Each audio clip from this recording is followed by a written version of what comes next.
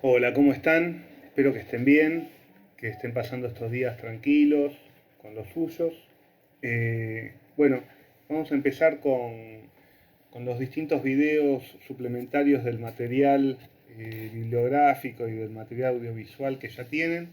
En esta oportunidad vamos a hablar de algunos temas del poder constituyente.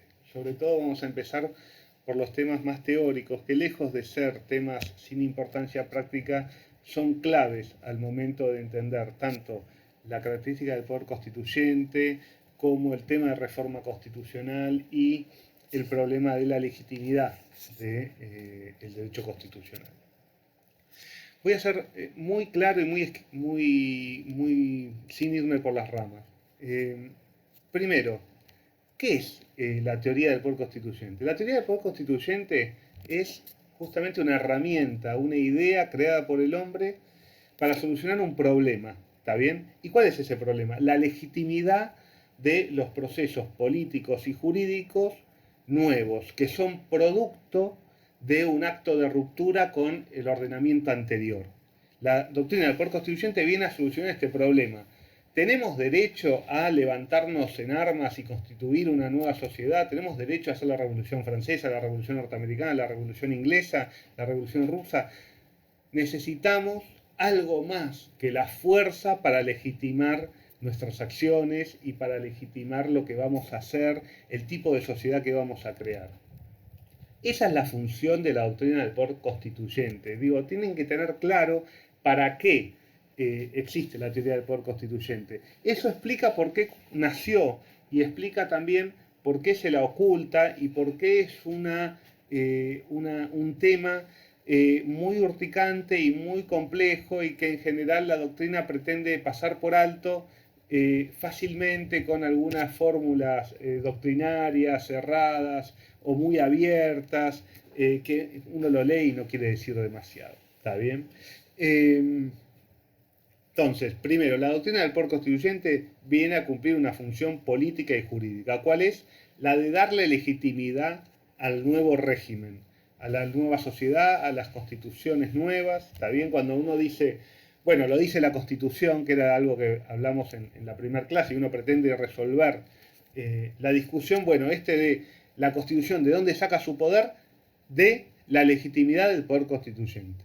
¿Está bien? Por eso es que le debemos, entre otras razones, respeto a las constituciones.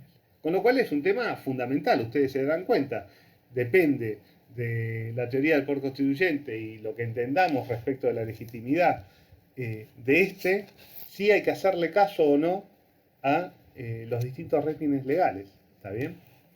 Entonces, esta es una doctrina, una teoría al servicio de las revoluciones, al servicio de las revoluciones modernas. ¿Está bien? Si bien en este tema es muy importante que vean el primer video de Pisarello que está en el link de material audiovisual de la segunda clase, que no me voy a repetir, a mí me encanta esa clase, esa exposición de Pisarello es muy clara, pero por eso el poder constituyente nace, por ejemplo, en la República Romana, ¿está bien? Que viene del verbo constituir, de constituir con, desaparece con el Imperio Romano, luego desaparece en la Edad Media, se transforma, se utiliza de otra forma que también es muy importante, como la utiliza Marsilio de Padua en el siglo XII, en el sentido de el poder para darle justamente investidura, poder a otro. ¿Está bien? O sea, el poder constituyente es el que tiene el poder de instituir a alguien como autoridad. Ese es el concepto que luego aparece en la Edad Media y vuelve a aparecer, no por casualidad, en la Revolución Inglesa, en la Revolución Norteamericana y termina de formularse en su versión teórica compleja y completa durante la Revolución Francesa. ¿Por qué? Porque los que necesitan de la teoría del poder constituyente son los revolucionarios, los que constituyen nuevas sociedades en contra, en estos casos, de los regímenes arbitrarios del antiguo régimen de los reyes, de la nobleza, de lo que viene a transformar las revoluciones modernas, que ya dijimos, son la inglesa, la norteamericana, la francesa y la rusa. Bien, esto es clave que entiendan la importancia y el porqué de la teoría del poder constituyente. Viene a dar legitimidad a órdenes legales y políticos nuevos. Por eso es que, y ahora no voy a profundizar en este punto, pero por eso lo damos en la misma clase que poder de facto, porque toca una fibra muy sensible este tema, que es por qué debemos respeto al orden jurídico. ¿Está bien? ¿De dónde surge de que esto tenga que ser así?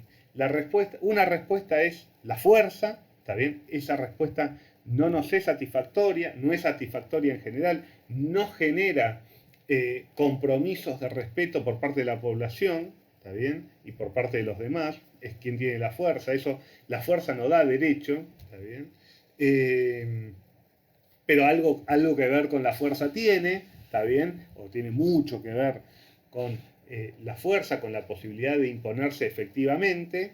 Y lo que se busca es algún fundamento normativo, o sea, de que dé razones de por qué este orden de cosas es justo, por qué es justo rebelarnos ante las desigualdades, las injusticias del antiguo régimen, por qué tenemos que dar la vida por esas revoluciones y por qué vale la pena luchar por un sistema político y jurídico con otros valores, con el valor de la libertad, con el valor de la igualdad, con el valor de la fraternidad, los derechos humanos, la democracia, ¿está bien? De eso estamos hablando cuando hablamos de poder constituyente.